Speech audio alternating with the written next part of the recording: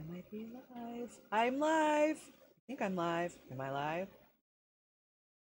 Can you guys hear my AC? Okay. Good morning. I've got a couple of housekeeping things to take care of this morning. Let the chat prime up and catch up with me. First off, okay, I got playback somewhere. I want to know if you guys can hear my air conditioner. I put a filter on. I should have both channels. Mic check, 1, 2, 3, 4. Oz, I know you're in there, so let me know. If my AC is super loud, I'll shut it down. But I'm hoping the filters I put on work. And do I have both channels? I hope so. I hope so. I hope so. I'm going to wait till I see my chat moving. How are we doing this morning, guys? It's a beautiful day in the trailer park. No, don't hear it much. Okay, perfect. Good. Then that means my noise gates are working. So yeah, yes, both are working. Both channels are working. Heck yeah, I think we got a show. Oh, I'll tell you, I'm tired, man. Running shows back to back, going to bed, getting up. Yeah, we got another one tonight too. So it's gonna be a busy day. Welcome to the trailer park. I am Shanda Masta. I am the trailer park pundit, and welcome to my third ever solo show. I hope we got all the bugs out. I'm telling you, these audio drives you insane, and I know that, but doing it on my own now, I really know how much audio drives you insane. So let's see here. Let's bring that up.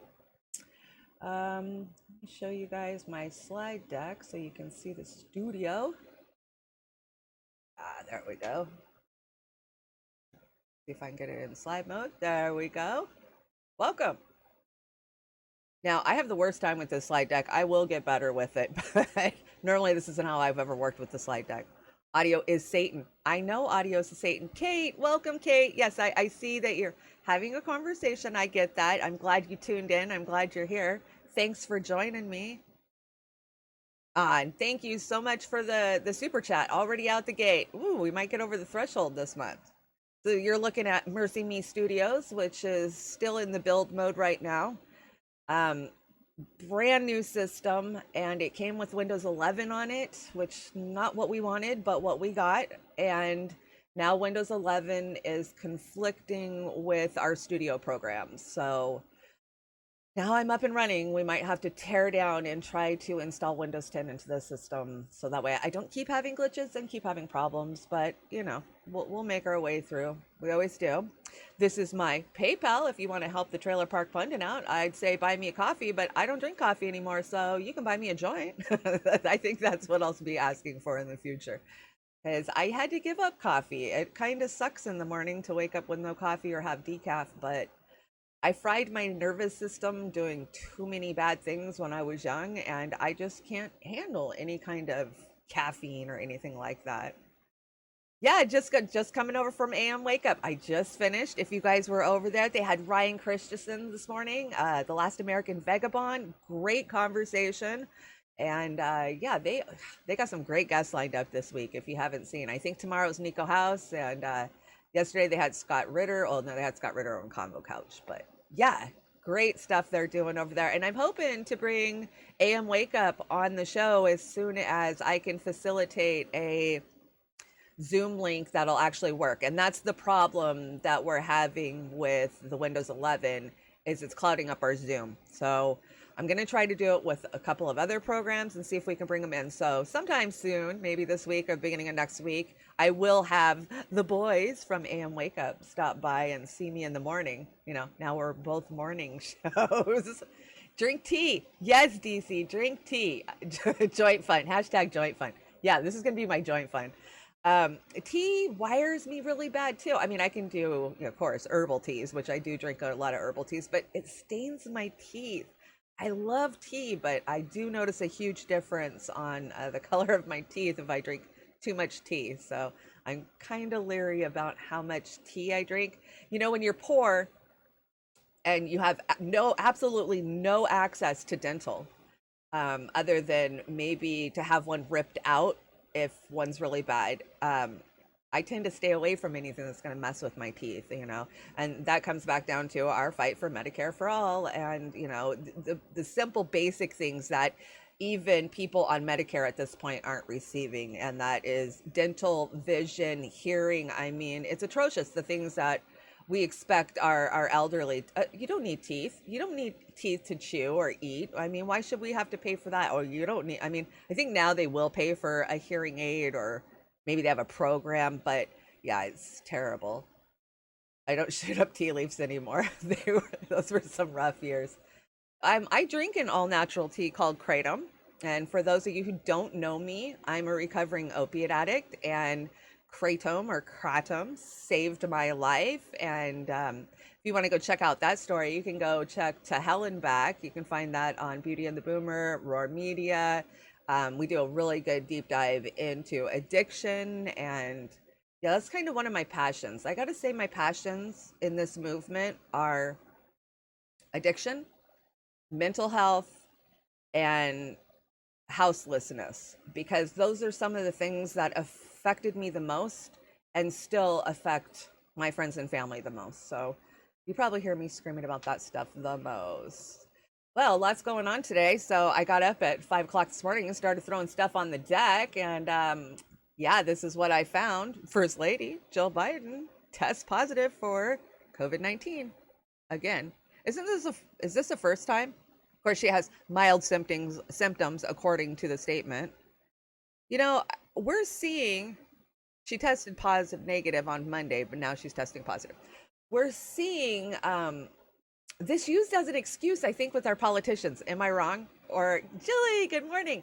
Or do we see anytime that they want to go into hiding, or they've got something they don't want to do, all of a sudden, they're positive? You know, I don't know how much of it to believe, or if it's like what our friends over at the Combo Couch have reporting, especially on Rockfin. If you take a certain med, then you tend to get it more. So definitely. Anthony, welcome. Good morning. Jill, you guys are all filing in for a good morning Trailer Park Pundit. It's a beautiful day in the trailer park, so won't you be my neighbor? Yeah. 100%. Some kratom was wrong kind, I guess, but it didn't help with the pain. Oh, it might have been the wrong kind, Jilly. I really want to do a good breakdown show, just like with marijuana. Indica and sativa are totally different. And when people say, I can't smoke pot because it gives me anxiety, I always say to them, you need to smoke indica. And kratom's the same way. We have a saying in the kratom community, and that is white for flight, red for bed, and green for in between. Because there's so many different types of kratom, and kratom's basically named for the region it comes out of, like Borneo or Indonesian. So you have to know what you're getting. There's quite a few kratoms out there that I can't take. Like the whites, it's like I drink a Monster energy drink and I shake. Some of the oranges and yellows are like that for me too. So yeah, if you're interested in that, I should do a good kratom breakdown and just kind of explain to people what I take, how I take it, where I get it, and who I have to fight to keep getting it. Because as you may know, we've had to take Scott Gottlieb and the FDA on for the last couple of years because, hey, we're taking money out of their pockets by, not staying addicted to big pharma. And so, yeah, those are great breakdowns. I know Pasta and I have talked, and we're going to bring To Hell and Back. We've just been so busy getting these other shows up and running, getting studios going. Pasta had a move, and of course they built their studio. So we will get back there, guys. We will hit the ground running again with a lot of these shows. So yeah, green crack. I like green crack, by the way. Green crack. But see, that's a marijuana that I can't smoke. Because it gives me anxiety. It makes me paranoid. I'm pretty good with hybrids and indicas, but yeah. Welcome, Kate. I'm still talking, but I'm listening. I know you are. Thank you so much for joining us and joining in. Okay, so let's see what's next on my deck. Comrade Misty Putin. Nina Turner tweets out a video of a woman who is saying, why didn't we fight for universal health care during a freaking global pandemic? Nina Turner tweets this out, right? And Comrade Misty Putin coming in for the win with a reminder that the same person couldn't be bothered to fight for health care in the middle of a global health crisis and instead ran for cover for politicians who ran on the issue. Absolutely. when people show you who they really are. And I think Nina Turner has done a hell of a job lately showing us who she really is, right? And that's just somebody who wants to stay comfortable inside the Democratic Party and wants to tout progressive issues, but when it comes down to actually fighting for them and setting herself apart from the squad crowd, she doesn't. She runs interference for them, you know. Jimmy's done a great job this week of running clips and videos and, bringing back the past, the receipts of what Nina has said and done in the past. So just disgusting, right? Just disgusting for her to tweet out a woman talking about how terrible it was that we didn't even try. We didn't even try. We had all the cards in our hand and we didn't even try. And then Nina has the audacity to do this. When we were on the ground for Medicare for All at this time last year, Nina was telling us, now's not the time. Now's not the time. And I was calling our elected progressive or our wannabe elected progressive representatives out for this, So yeah, here we are, more platitudes, but way to call them out. Comrade Misty Putin, always bringing it. Love Mitzi. Oh yeah, just a reminder. So Pelosi promises to pass a $15 minimum wage if Dems take the House. Now this was dated May 25th, 2017. Who remembers that? I remember that. Yeah, vote harder. Just vote harder, guys. It'll fix everything. I love this. I love how Bernie's included in there with Joe Manchin and Schumer and, of course, Jayapal. Jayapal, boy. I met her in the spring of 2016, and we didn't have a lot of so-called progressives that were elected, and she was the only one who was talking about a free Palestine. This is before she was elected. So, of course, we got on board and we started canvassing for her. And I just remember knocking on doors and putting out bumper stickers and doing phone banks every Friday and just doing everything we could to get our first progressive in there, right?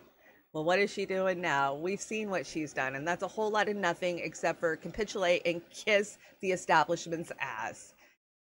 Oh, yeah. Thanks for bringing up Assange last night. I'm going to do an in-depth on that, you guys. Yes. The Assange thing is so important. I mean, this is the actual people swinging back at these fucking criminals because God knows we don't do it any other way. So, yes, I will cover that. I've got a little bit of an Assange clip in here, but yes, important stuff. So let's talk about the Dems.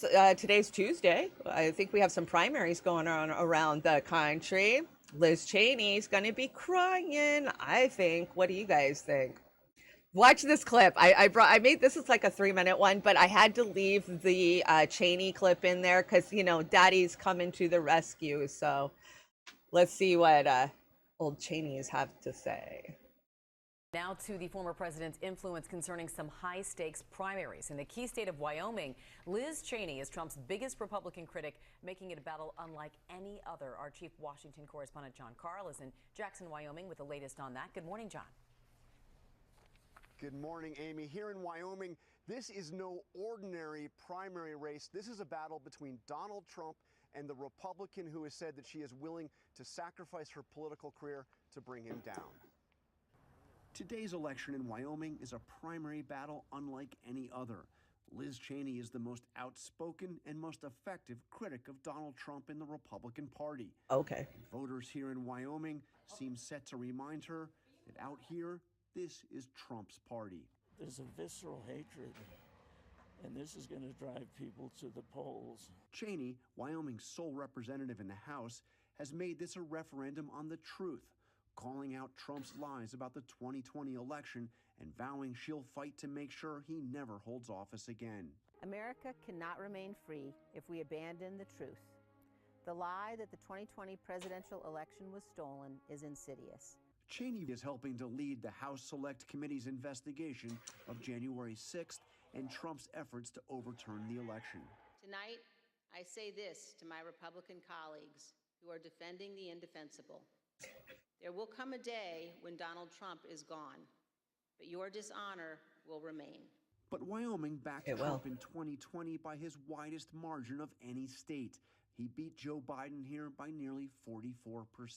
Cheney faces Harriet Hageman, an attorney and former Cheney supporter who once rebuked Trump, But now she repeats Trump's Like lies Satan. about the stolen election.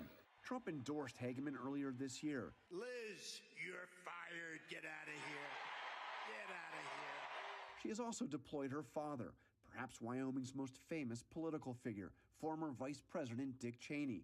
In a campaign ad, the elder Cheney hit back hard. How is he still alive? A real man wouldn't lie to his supporters. Because Donald Bush Trump never is did. expected to prevail here in Wyoming in this battle against Liz Cheney, but Cheney has made it clear that her fight to keep Donald Trump from returning to power is only just beginning.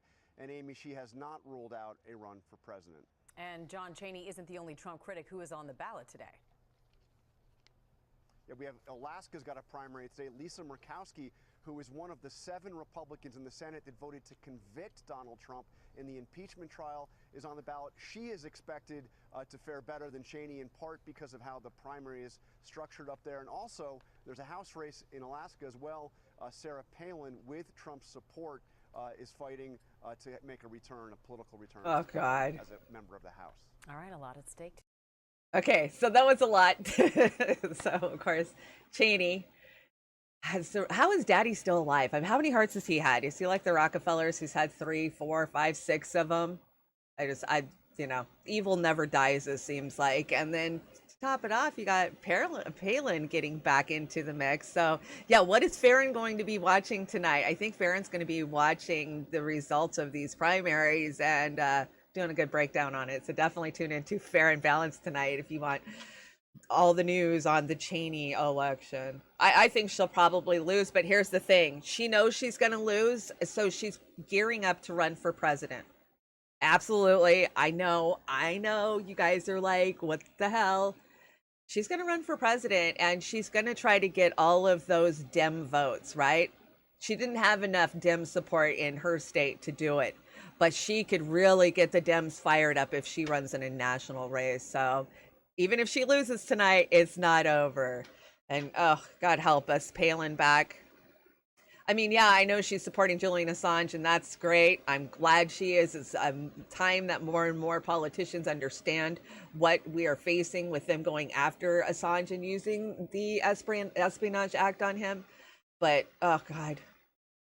The stupidity. We don't need more stupidity in politics. Absolutely. Corrupt, money grubbing. I mean, we always knew the Republicans were that way, right? And then the Dems joined them, and it's just one big smash and grab of the Americans' tax dollars. And I know tax dollars don't work that way.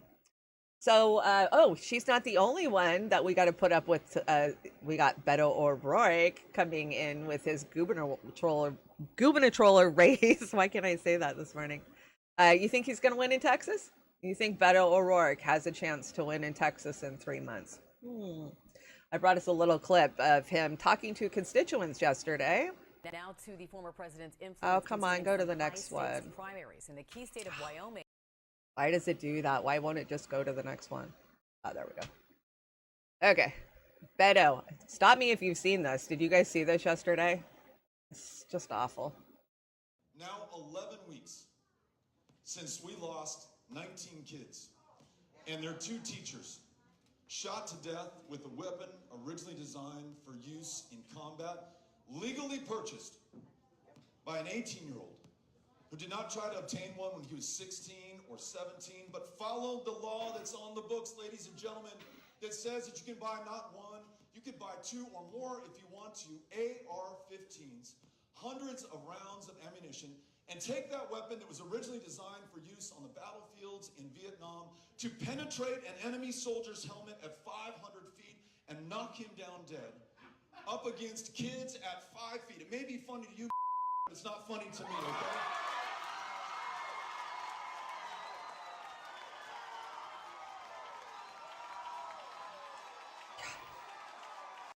I'm surprised they didn't all just like freaking gang pile him and just start beating whoever that guy was that said or did whatever. I mean, this is the mentality we're dealing with. But can I tell you, even 4 or 5 years ago, I would have been one of those people cheering him on and, yeah, you're right, we have to do this. Because I absolutely thought that we needed 100% gun control. We don't need guns. You know, I grew up around gun violence. I grew up with the domestic violence. And every time my stepdad would get drunk or unhappy, the gun would come out. And even at the age of 13, I was wrestling loaded shotguns out of his mouth. And by the time I was 19, he succeeded and blew his own head off. So that had really instilled in me a deep hate of fucking guns. And I remember I would go and the gun lobby here in Washington State, you know, would call me and be like, we need you on the ground here. Can you give a speech there? I would go in and push for votes for resolutions inside the Democratic Party Centrals committees. And it was only in the last, I'd say before COVID, but definitely during COVID, that I took a step back and I reevaluated what I had seen over the last few years with our police forces and where we were at as a country. And, you know, I used to tote the whole well-regulated militia argument, you know, oh, that's BS. We need to take all these guns off the street. And I do believe that some of these are not what needs to be. But at this point in the collapse of this empire, I don't think now is the time for citizens to be unarmed. I absolutely don't. You can disagree with me, and that is coming from a place where I fought for years for gun control, and that's just my opinion. I've seen the police state and how it's militarized against us, being on the front lines of so many issues, and it's scary. I mean, I just don't think now's the time, and I don't think this is going to help Beto. I mean, come on. Even with what we've seen, which we've seen for 20 years now, it's terrible, it's awful, it's heartbreaking. The thought of it just rips my gut out. You know, I've got school-age grandchildren, but I don't think that this is going to help him. He sure is one of those, well, he's definitely carpetbagger, right? But he, whatever's the hot topic, he's going to be in there telling them exactly what they want to hear. And he talks out both sides of his mouth. We see that over and over. I just don't see a day where Texas ever elects this guy as their governor. I could be wrong. Let me know. I just don't think so. I'm surprised he didn't bring a skateboard to this one. Yeah, you can't outgun the police. I agree with you, unless you form a militia. Yeah, and you know, even then, I don't even know if my fear of having that taken away. Yeah, look at Ruby Rich. Exactly. I think it's not, because I know that nobody has a chance of fighting back against the police, but we know when our societies collapse, the worst of us comes out. And so for me, it's not about thinking you're going to battle the police and have a big, you know, armed shootout. I think it's more about personal security if stuff does really go sideways, because we all know it only takes the lights going out for everything to go down. I mean, it only takes there being no grocery deliveries for everything to go down. It takes no water before people are hurting each other to get what they need for their family. And I guess that's where my deep-seated, like, you know, I don't own guns, I won't, but I don't want to tell others that they don't have the right to protect themselves. And I don't even think it's against cops. You're absolutely right, Jilly. They want to come in and stomp your head in with their boots. They absolutely will. And I don't think there's much you can do to push back, especially with what we've seen in the last few years. You can't quarantine camp with two. Yeah. Thank you guys all for joining me. There's quite a few of you guys hanging out today. So I think you guys are going to learn so much more about me now that I'm doing my own show. You know, when I do shows with, you know, everybody else, you don't really talk about yourself as much as you would when you're just talking into the void, which I got to say is a strange experience for me. You know, I'm used to having my best friend here and we're just gossiping and shooting the shit and chewing the fat. And so I don't have to put a lot of thought into, I think about what we're going to talk about, but I don't have to think about it because we're just two friends having a conversation. So it's a lot more work to do it on your own and have to just keep talking and fill the void. I feel like I'm more liable to say something, to say something. So definitely keep me accountable in the chat. It's up to you guys to call me out on stuff, which I know you will. Let's see, what's up next? Oh, why does it do that? Oh, Republicans for Beto. Beto's got Republican support. Here, this is kind of cute. He thinks he's going to help. I'm definitely a Reagan Republican. Reagan George H.W. Bush and Dwight D. Eisenhower are my Republican heroes. It's a privilege to have somebody like Beto O'Rourke come and talk to us. We've never had a governor here. I spent my 32 years here. So really? Did you hear that? 32 years. And I was impressed with the gentleman. One, he's a very intelligent, logical, interesting young man, and it's nice to have somebody like that run for the governor of the state of Texas, and I do appreciate his visit here more than I can tell you. It was equally important that we had so many people here today, so I wish him the best, and I think he will probably get a lot of votes here in Sabine County. They're uniting to move Texas forward because... Thanks for watching. If you'd like to subscribe, click the link below. Please don't. But yeah, we know that Beto winning is moving Texas forward, right? Absolutely not. It's the same establishment, no matter how much they try to tell you that, you know, oh, we fight for change. We fight for... No, they're all the same. They're all the same, right? We constantly see them doing the same thing. I mean, we could really talk about Texas. We could talk about the border wall. We could talk about Arizona, and, you know, the Democrats just march along doing the same shit that the Dems are doing. They just don't scream about it or put it in your face. You know, Biden's in the White House, and guess what's happening at the border?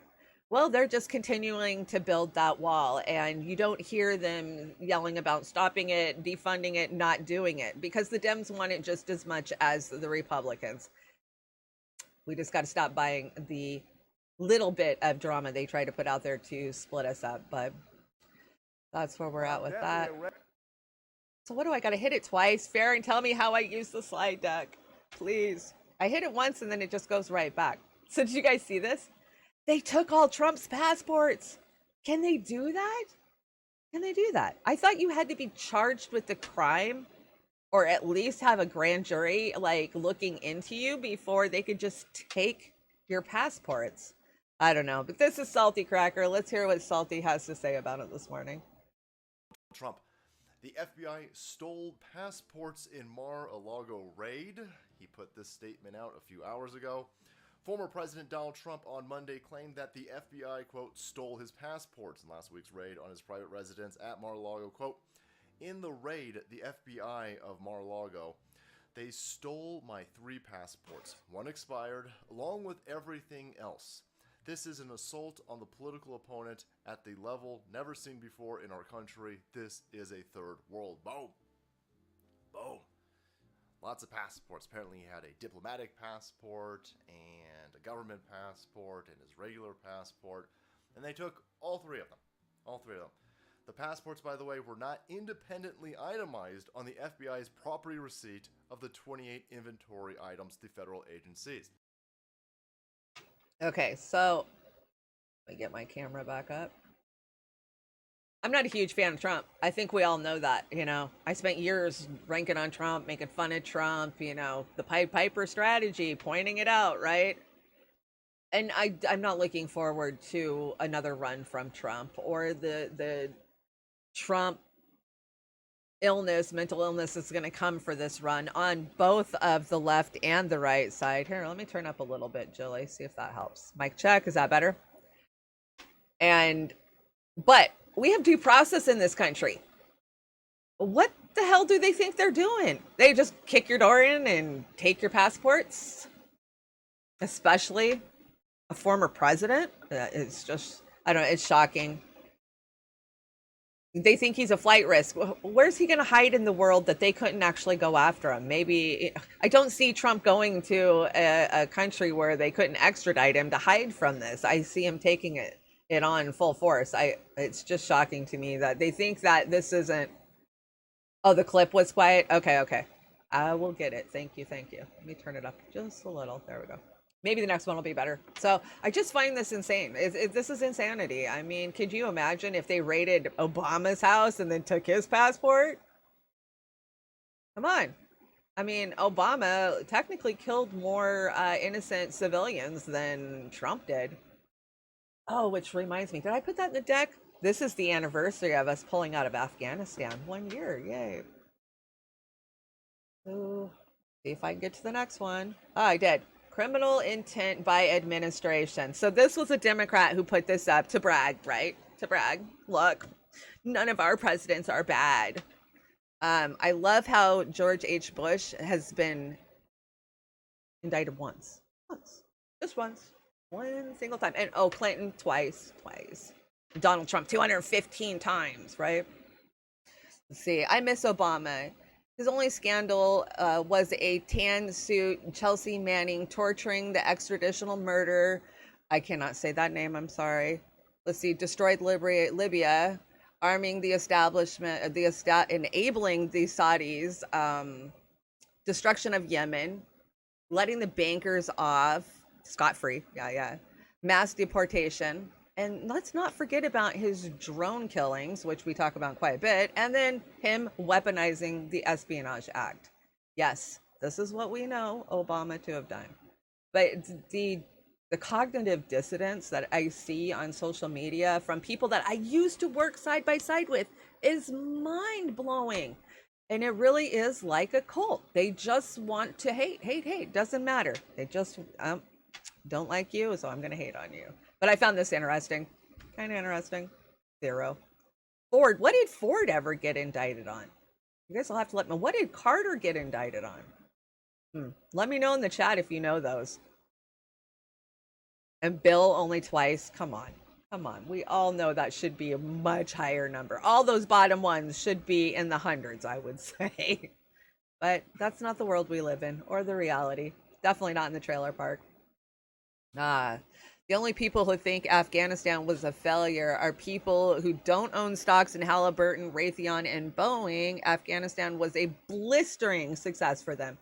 Absolutely. And we know that. And here we are again in other regions and other places doing it all over again, right? They know how to make their machine work. The military industrial complex. It's all about money. The bottle came back. The note reads, "Stay where you are. America has gone crazy." Yeah. I would have rather stayed on Gilligan's Island. I don't know. You guys tell me. Gilligan's Island, America. They had everything on Gilligan's Island. I mean, they had the coconut transistor radios, you know. They even had guest stars. Didn't the monkeys once show up on that island? Might be worth hanging out there. What do we got next?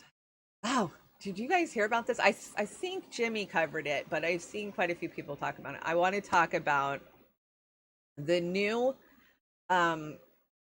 study that came out saying that SSRIs and serotonin producers don't work. So everything we were told about mental health for the last 30 years and all of the medications that have been prescribed, it turns out they were wrong.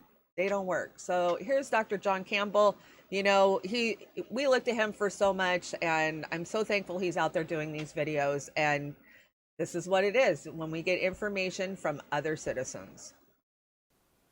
A warm welcome to this talk. It's Sunday, the 14th of August, 2022. Now, I'm going to be talking about depression today, because there's some new research from the Journal of Molecular Psychiatry that basically tells me that what I've been teaching for the past 25, 30 years is wrong. And what people have believed for the past 25, 30 years has been wrong. We've been getting this wrong. And this is related to serotonin and depression.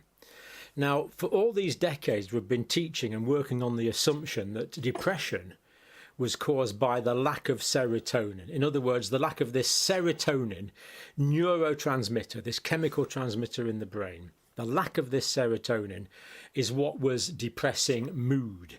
Deficiency, depression. Deficiency of serotonin causes depressed mood, causes depression. And that makes perfect sense, apart from the fact that it's wrong.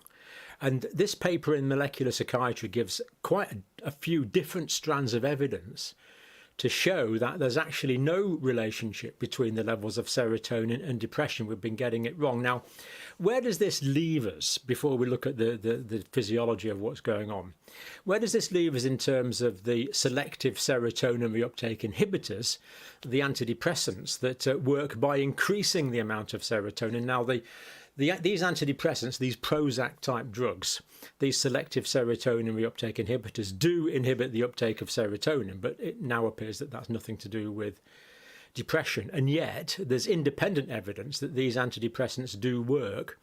Now, if you're taking these antidepressants at the moment, obviously carry on taking them exactly as your doctor has prescribed until you see your doctor for further discussions to see what he wants to do with your treatment. But the point is, these drugs can't be working in the way that we thought they work. Okay, so sorry if that was low. You guys let me know. Was that better? Was that better, Jilly? Was it a little louder? So yes, he absolutely says if you are currently on an SSRI, do not quit taking it, because, as speaking from experience, when you have been being treated with these medications, especially for some time, you just abruptly quit, you could have some serious side effects and almost like withdrawal type, reactions to it. But this is mental health and all of these medications. This is important to me because when I was 16 years old, my mother was locked down in our state mental ward. And I immediately was just told, oh, well, since you're the daughter of somebody who's being diagnosed with mental illness, and my mother is a bipolar manic depressive with split personality tendencies is what she was diagnosed with. I didn't know anything about this. I was 16 years old. I was pregnant. I was young. Immediately, as soon as I started to have depression right after my child was born, it was probably postpartum, right? Or it might just be the fact that I was 18 with a baby, but they immediately wanted to put me on meds, right? Oh, you need antidepressants. You need this, you need that. And literally between me and my mother, we have tried every single freaking med that has ever been out there. I mean, lithium, Wellbutrin, Effexor, Lexapro. I mean, I could just sit here and list, right? Where I thought that Big Pharma was going to make me happy by prescribing me a medication. And I'm not saying that there's some people out there who shouldn't be on medications, but I'm just saying that we have been lied to for so many years about what these drugs do. Zoloft, that's another one. What was Prozac? What I found personally for myself is when I'm on these medications, I'm a bipolar, so I'm up, I'm down, I'm up, I'm down. Well, these drugs cut the top and they cut the bottom off, right? So you're supposed to be somewhere in the middle, and somewhere in the middle for me was completely emotionally dead. You could come up to me and say, "Oh, my dog died," and I'd be like, nice, beautiful, beautiful. I had no up or down, right? I had no empathy. I had no feeling. It just made me numb. And for me, because the medications that they started prescribing me when I was really young didn't work, of course I turned to other means, right? Street drugs and, any other way. Alcohol was really what I used back in the day to offset those terrible feelings. I feel terrible about something, so I'm going to numb it. And that's how I used it. But I saw many of my family members when you've seen somebody do a lithium shuffle, like, it's terrible. They're not alive. You're not living when you're on these medications. And it took me many years of trying different drugs, trying different alcohols. It always made me worse. It always made me more manic. It always made me, I don't want to say more crazy, because that's not the word. It heightened. It made everything so unreal, I think is how it is. I mean, it almost wasn't like I was going through the motions every day, right? And then you throw in now all these drugs that we have, like benzoids, right? So many people are dependent on a benzoid to help them with anxiety. How long till we finally get a report that says how dangerous those are? Because many of us know the dangers of the antidepressant meds that run right along the side of these SSRIs. So I definitely, please do your research, know what you're taking. I got to a point now with Western medicine that when I go to the doctor, I don't want to just be handed a prescription. That's what I did for 20, 30 years, and it didn't work for me. Being a guinea pig for Big Pharma hurt me. It didn't help me. And it was only when I found all natural remedies and, started looking at a homeopathic way to make myself better is when I started getting better. The person that I am now is not the person that I was 10 years ago. And that's because I walked away from Big Pharma. And I'm not saying that that's what it is for you, but that's what it is for me. And if you're in that space and you feel like you're struggling, please look to other methods. Western medicine is not the only answer. Big Pharma is not the only answer. If I could just, I want to shake doctors and be like, you're not a doctor, you're not preventing, you're not helping. All you're doing is selling Big Pharma. And I think that's how our Western medicine is rooted nowadays. I don't go to the doctor a lot. I try to fix stuff myself, just try to make myself healthier and feel better and be preventative about a lot of the stuff that I was taking. So, quit all the bad stuff. I quit the teens. I quit nicotine. I quit caffeine. I'm getting there. I think as we get older, you kind of grow into that, right? So I definitely wouldn't have been that way at 20. So yeah, crazy report that came out. I know Jimmy did a good breakdown on this, and yeah, take Pfizer, take the wheel. And that's what it's about. I can't believe they even let this report come out. Can you? Because Big Pharma doesn't like it when they take a hit and lose money on anything. Boy, we sure know that. So Dr. John Campbell, if you don't follow him, please do. Oh, stop. Okay, so now we're going to get into a homeless report, guys. I've always brought homeless reports for y'all, but I haven't been bringing them to Beauty and the Boomer because I don't want to bring us down, right? Houselessness is a rough thing to talk about anywhere in the country right now. So I'm not bringing it on Saturdays. I'm going to start bringing it on Tuesday, and I have quite a few clips for you guys lined up. And let's start with this one. This is Austin, Texas. This is a poor homeless guy living in a tree because he's trying to find safety, right? Because it's not safe for him on the ground. And this is how he is treated. How long have you been living up in the tree, Dane? I've been living here it's only been 2 days now. By being homeless, I'm treated like I'm not human, like I don't deserve anything, it's bad. People bother you and harass you because you're homeless? Yeah, they kind of just treat me like I don't deserve any right to live. I just did this, I built all this in one day, and I set it up, and I did it as fast as I could. Came up here, I set up all day, and I didn't, it's just my second day, but I was setting up and everything and wasn't really given too much hassle. 3 years. And I'm a good guy. I don't deserve it.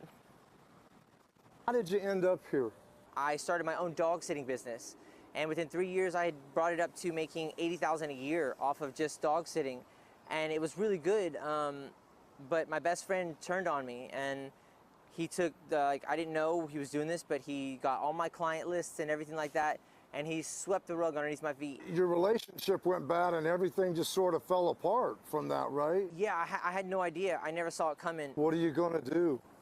I have no idea. There's nothing I can do. It's like my hands are blistered and I'm dirty and I feel disgusting, and I had to now take it all down, and he was just telling me to throw it all in the trash and stuff. I'm like, no, these are my things. If somebody wanted to step up and offer you a helping hand, there's no doubt in my mind that you sure would appreciate that. Yeah, absolutely.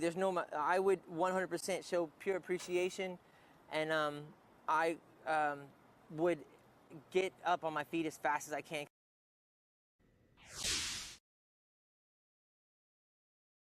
Yeah, how heartbreaking. That was so heartbreaking. I was very well spoken. Of course they'd be grateful. We talk about this a lot in our local meetings. You guys know I chair and am active with local. And one of my passions is our local shelter, which is called Taffy, the answer for youth at risk. And it's pretty much a drop-in shelter where anybody, not just youth, can drop in, get something to eat, find resources. And this poor nonprofit, group of people that are out there trying to help in my community are completely attacked. Oh my gosh. They are doxxed. They have pictures of them taken. They're online. They take their stuff from them. They'll throw their stuff away. They turn them into the police constantly. And like they don't have it hard enough, but then to be harassed by their own community. And that's why we don't call them homeless. And I know I tried to train myself to not say that anymore. These are houseless. They do have a home. They belong in our communities. They're from our communities. They just need a house. And we know how to fix this. Salt Lake City, they did it 4 years ago, right? And you know how they did it? They housed them first. Stop talking about they're addicted, they're alcoholics, they're this, they have mental health issues. Yes, there obviously is some of that with all of them going on, or they wouldn't be in this predicament. But it's so much more than that nowadays when people are living paycheck to paycheck. People are living in their cars. Right now, you can go find 100 YouTubers that are living in their cars and streaming from their cars. I'm not joking. The videos are out there, and I might bring you some just to show you. And we call them working people. We don't even call them houseless, right? Because they have a car, so they're sheltered. They have a shelter. We know how to do this. And the reason I bring these reports are it's so easy, especially when you live in rural communities, right? I'm 100 miles outside of Seattle. I know what Seattle looks like when I go in, and it is worse than I've ever seen in my entire life. But I know that we're seeing it in the outlying areas. If they're in my little tiny retirement community, they're everywhere. And that's what we're seeing. We have to stop making this about anything other than putting them in a house. That's it. And then studies show that once they have shelter and they have stability, a lot of them find their way out of it. A lot of them get the help and the resources that they need. Let's start with housing. That's what it comes down to. But when we see big entities buying up all of the available housing in America, how is that ever going to happen, right? What does that look like?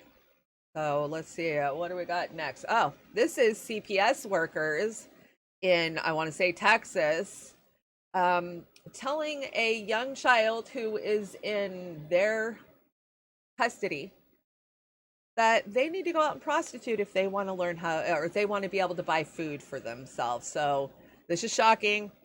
How long have you been living up in the tree, Dane? There we go. Okay, so this is shocking. Check it out. And we begin tonight with a story that you'll only see here on Fox. An employee with Child Protective Services is caught on camera telling a 14-year-old girl in foster care to become a prostitute. That's right, and this girl is one of hundreds of kids in CPS custody living in hotels all over the state. Fox 26's Randy Wallace live from Southwest Houston here with this story. Randy, the exclusive. I like Randy. Yeah, Jonathan. Now, earlier this year, a federal judge scorned Child Protective Services for making kids available for prostitution in the CPS system. Now we have a case where an employee with that state agency is actually encouraging prostitution of a 14-year-old child. You're gonna be a hoe, be a real hoe. Wouldn't they remove a child from a parent that told their child to be a prostitute? They should. Milton, is that you? And they would. Keisha Basley has 9 kids. She turned to Child Protective Services to help her with her 14-year-old daughter, who she says was running away and causing trouble at school. My daughter told me that the worker had been telling her that she should do these things. So she said she decided to video her. You want to get something to eat, please? CPS is housing the girl at a hotel. She's one of dozens in Harris County. In the video, she tells the CPS employee she wants food. The CPS worker tells her to be a prostitute.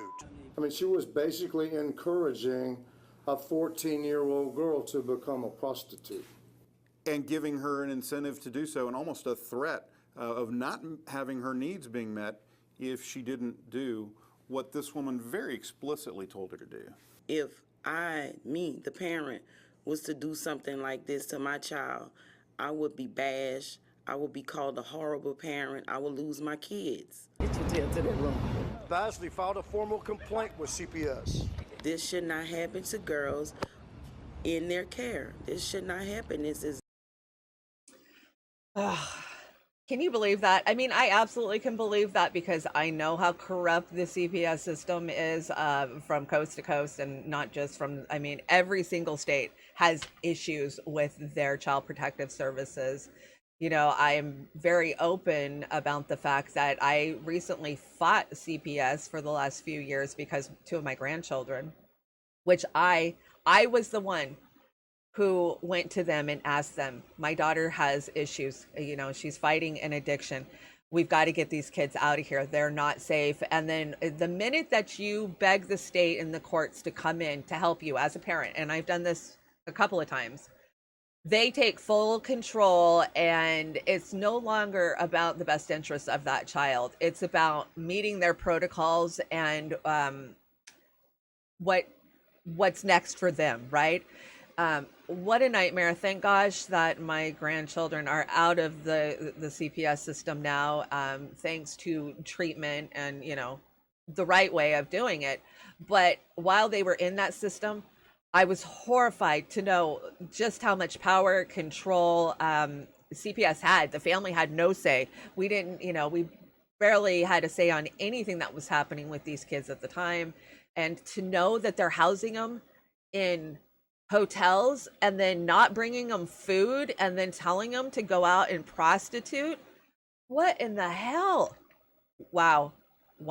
I hope that something big comes from this. I won't say it too much here on YouTube, but there's a lot of, I wouldn't say conspiracies, because there's a lot of facts out there from state to state about CPS and some of the trafficking that is going on with the children, right? And these are just throwaway kids and nobody's going to miss them when they're gone, is kind of the mentality that a lot of these services have. And I just found this shocking and appalling, and just another example of what's happening to the people in our country. Oh, Kensington Avenue. I think I have Kensington Avenue next. Have you guys seen Kensington Avenue lately? You know where Kensington Avenue is, right?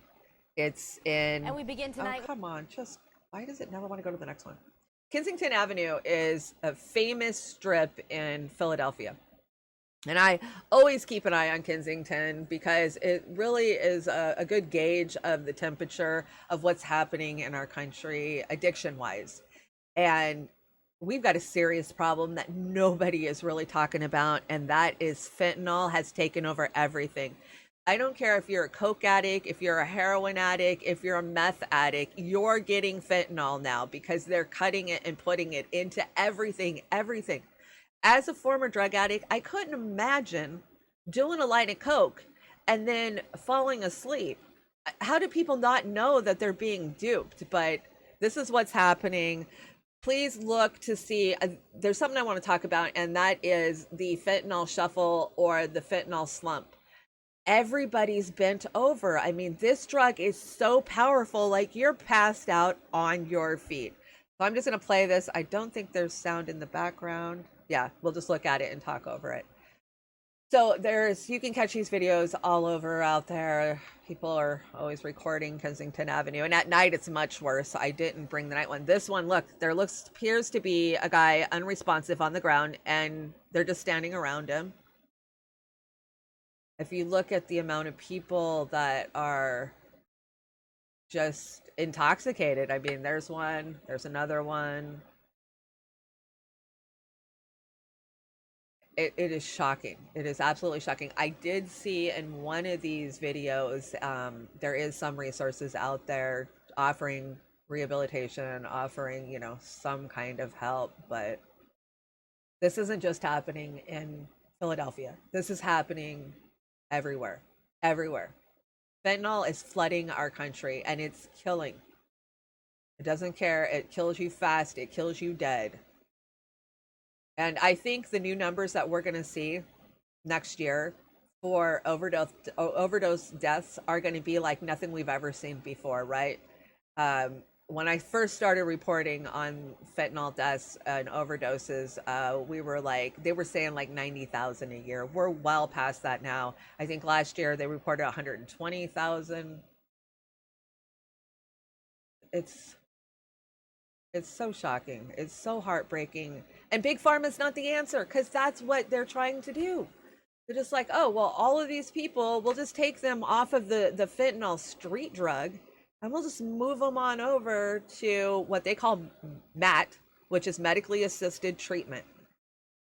So basically, they're just getting a cleaner drug from Big Pharma. and one that's being sold to them, because Big Pharma makes all that money. You know, the state comes in, gives these people insurance, and then look at, I don't understand it. It's so heartbreaking. I fear where we're headed. And they don't care, right? We know that. We talk about that constantly. They want us gone.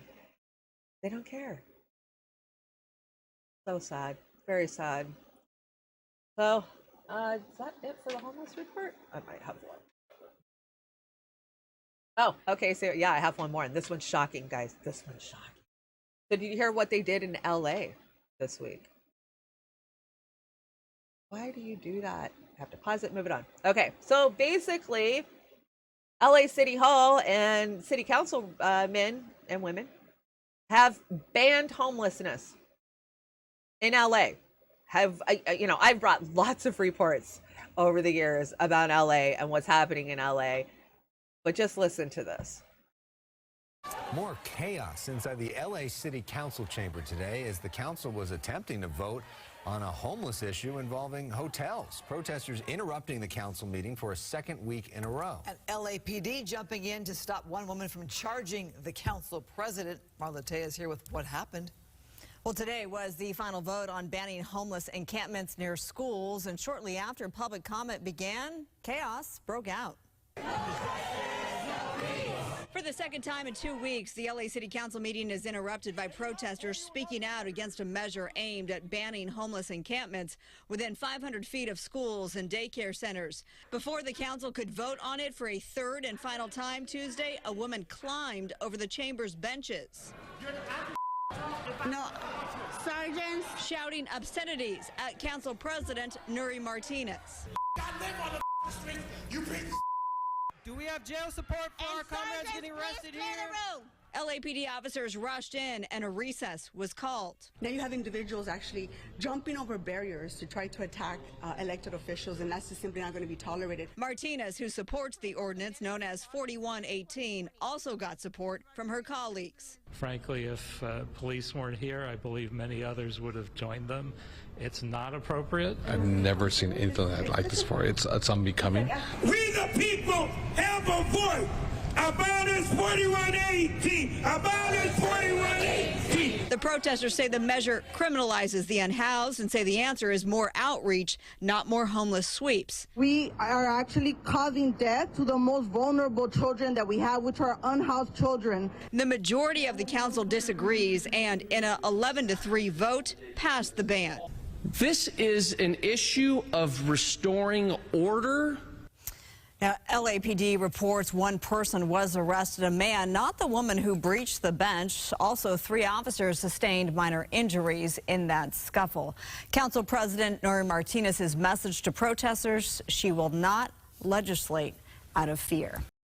Does that make you mad? Oh, that makes me so mad. So mad. Like, bravo to these people that are going back and pushing back against the city council. So yeah, they don't want any encampments within 500 feet of schools and stores or churches, playgrounds. But if you look at California, I mean, where are they supposed to go?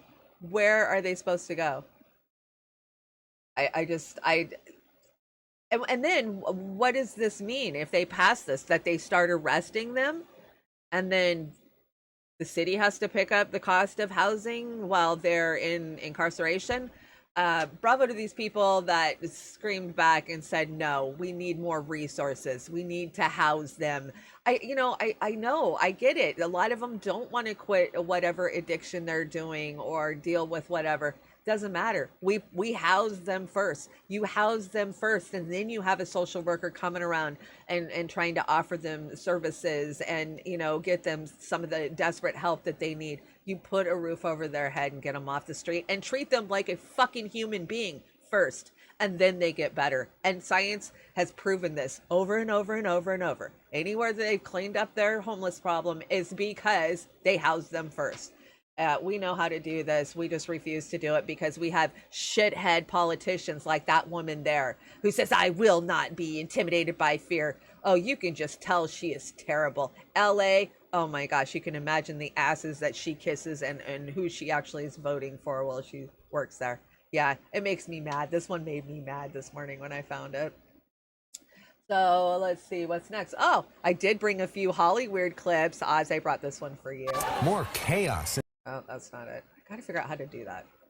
No, no, not that one. We'll skip that one. But being a conspiracy theorist is spending endless hours for years and years gathering as much information as possible from as many resources as possible and critically thinking about that information, what that information means, than having people who do nothing watch TV and tell you you're crazy. And y'all know that out there, because if you're in my chat, that means you're doing research, you're doing critical thinking, you understand the problems, you're not just regurgitating a narrative that was told to you or handed to you by, you know, somebody who has an agenda. So yeah, kudos. Just a thought's been killing it lately. I don't know who that is. You guys can tell me, but excellent. Okay, Oz, I brought this one for you. Did you see this? So Ezra Miller apologizes and wants everybody to know that he's going to get help, and please don't take his career away from him. So this is Popcorn Planet. If you're not watching Andy Signor for your latest Hollywood news, you definitely need to be. Well, that and Farron Franzek, because Farron does a good job too.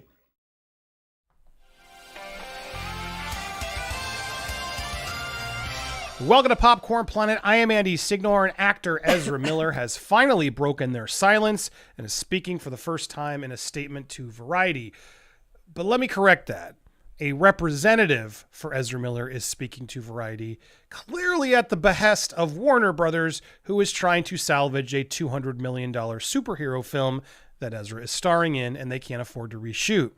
So keep that in the back of your mind as we go through these statements in Variety. So here's the article and his Ezra's statements here. The Flash star Ezra Miller says they are seeking treatment for complex mental health issues. In a statement provided to Variety by a representative of the actor, Miller broke their silence about the troubling behavior they have exhibited in recent years, which has led to a series of legal issues and allegations. Miller also apologized for their actions. Having recently gone through a time of intense crisis, I now understand that I am suffering complex mental health issues and have begun ongoing treatment. I want to apologize to everyone that I have alarmed and upset with my past behavior. I am committed to doing the necessary work to get back to a healthy, safe, and productive stage in my life. All right, look. I do believe Ezra is, dealing with something. I do believe it. However, I need to see actions here. The words don't mean a lot to me, and seeing that it's from a representative of them, I'm still a little, worried about this. This reeks of a PR move instead of actually attempting to help. Right. So, I just want to say kudos to Oz. You sent me this story 6 months ago and said, keep an eye on this one. This is going to get worse. And it has. It's gotten much worse. That was before the Hawaii stuff that Oz sent that to me. So yeah, good looking out. But, as I've reported, and if those who joined us last night over on CC Gals, when we've been reporting about Amber Heard and Warner Brothers Studios, they have been a freaking nightmare when it comes to doing the right thing.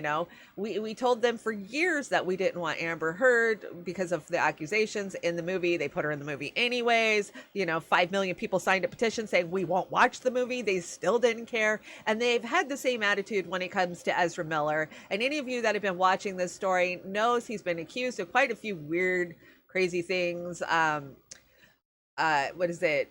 Eyes, his daughter, because he went to Standing Rock, picked up and groomed one of Standing Rock's leader's daughters, and has been traveling the country and hiding. And there's all these accusations of him having a weird cult, and he never seems to be in the same place for a while. I mean, he's in Hawaii, then he's in Vermont, and then he's in Europe, and it's definitely a jet setter. But watching him attack some of his own fans, like he strangled a fan who just wanted a selfie with him. This kid definitely needs some help, and I hope that this is more than just PR, and they will actually get him the help he needs and not just tell us that so that way They can roll out their Flash movie and everybody will buy into it. We have to stop supporting these terrible human beings. And Ezra Miller, you're acting like a terrible human being, so I'm not supporting anything you're doing. So that's where I'm at. Just wanted to give Oz kudos on calling that story months ago.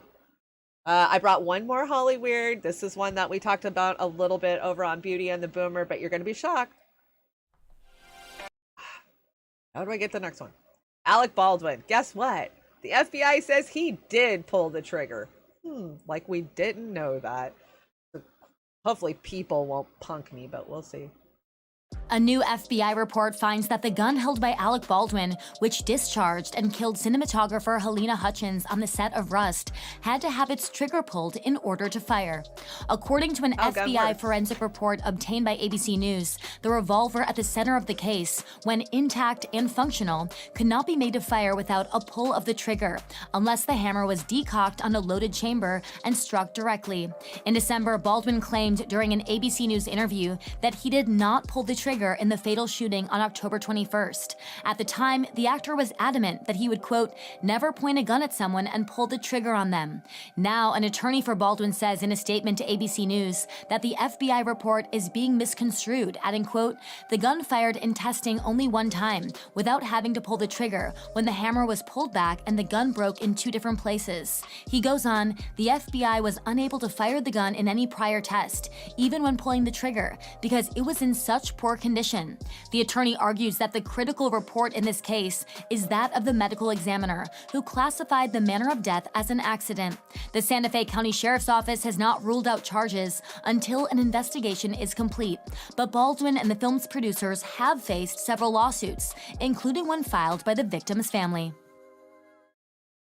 Okay, so do you think that we're going to see anything come of this? Will there be an arrest? Will there be a trial, even if he's found innocent?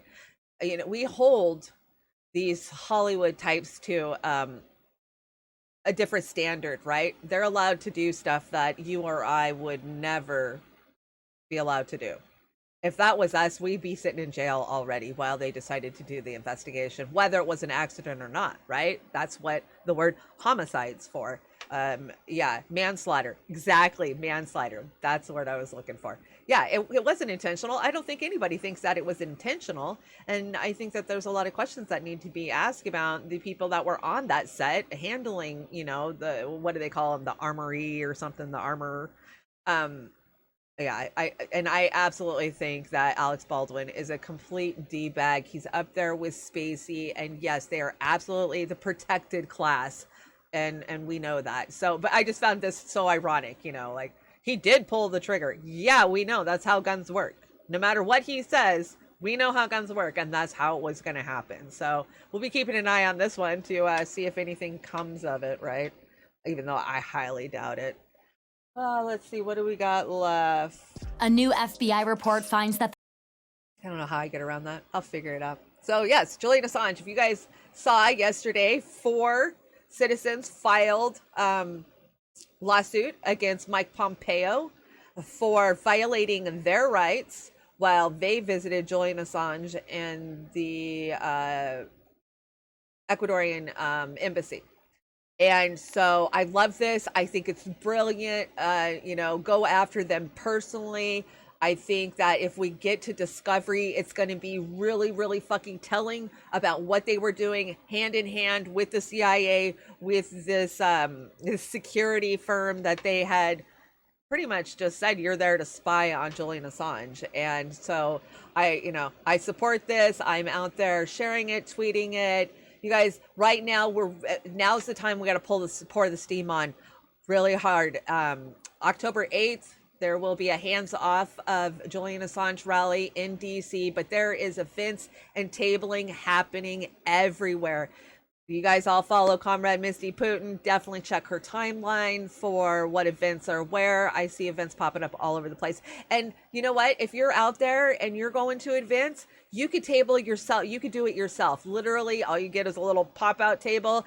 Print yourself out some flyers. If you need help with that, hey, you can reach out to me. You can reach out to Misty. We'll get you what you need if you are going to an event and you need even little hand flyers to pass out to people. We will make it happen because this is so, so important. You know, we have seen journalists being persecuted for years now. It's just getting worse, and it's going to get much worse now that they are going to use the Espionage Act against us, which is scary. But what are they going to take? You know, I live in a trailer park. Are you going to come take my trailer? I suppose they could, right? I guess that's the risk I run. Well, I think that's it for today's show. Thank you guys so very much for joining me. And see, what do we got coming up? I got another show. I'm literally going to come off the air and sit down and start writing Beauty and the Boomer shorts for tonight. So join Oz and I. We'll have kind of a funny look at this week. I saved all the funny stuff for tonight. So if you want to laugh, come tonight. And definitely be checking out Fair and Balanced. She's got a breakdown tonight on the primary with Cheney. AM Wake Up, they're doing a great job. Check them out tomorrow. They got Deco House coming up. And of course, Combo Couch tomorrow. Who am I missing? I mean, I support all of our friends in indie media. I love Slow News, Heartlands Media in the afternoon. They're great. Savvy Sabs is great. So yeah, support independent media. We couldn't do it without you guys. You guys make this possible. I went from a crappy little laptop with some big gaming headphones to the courage to do this. And I would never have done it without your encouragement and your support and your help. It's because of you that I will sit down here and continue to do these. So I'm hoping that Tuesdays and Thursdays will be my normal day, because once Mercy Me Studios is up and running, I'm hoping to be out there on the 1s and 2s engineering. So I'm going to keep Monday, Wednesdays, and Fridays clear for that. And of course, all of our shows will continue on. I just want to shout you guys out. DC, thanks for joining me. Daniel, Bella Lugusi, I see you. Jilly Love, you're an amazing mod. Who else is out there? Did I say Daniel? Pat the Batman fan's hanging out. Hey, Pat, what's up? Mischievous Manners. That's a great name. That is a very good name. President Jesus, welcome. Welcome. Glad you could join me. Oz the engineer is in here. Curious Bunny.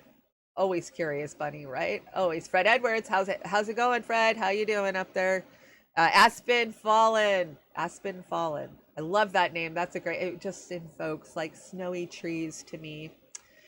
You guys are the best. I couldn't do this without you. Thank you so much. And I shall see you on Thursday or tonight. Have a great day. And let's close out with my favorite. I love this. I'm just going to keep closing with it till they decide to copyright me. So you guys have a great day, and I will see you in the trailer park on Thursday.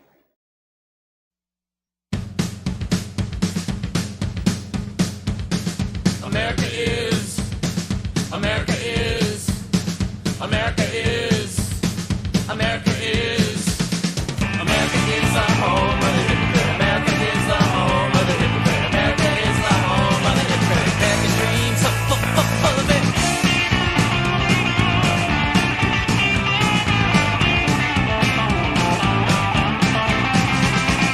Look at the Indians, look at the blacks, look at the figures, look at the facts, look at the facts not the lies, then you'll find out, big surprise, that America is the home of the hypocrite. America is the home of the hypocrite. America is the home of the hypocrite. American dreams are full of it.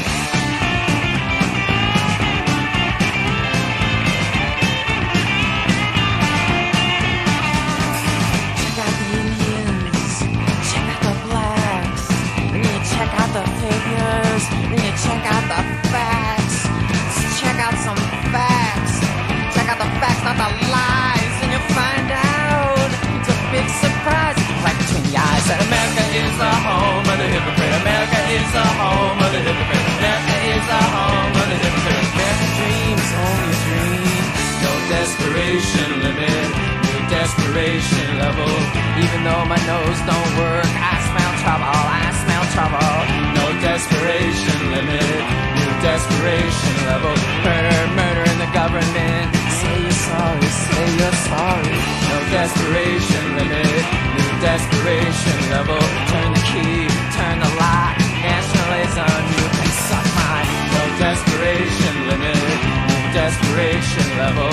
Watch how the world's progressing everywhere. Aggression, aggression, aggression, aggression, aggression, aggression.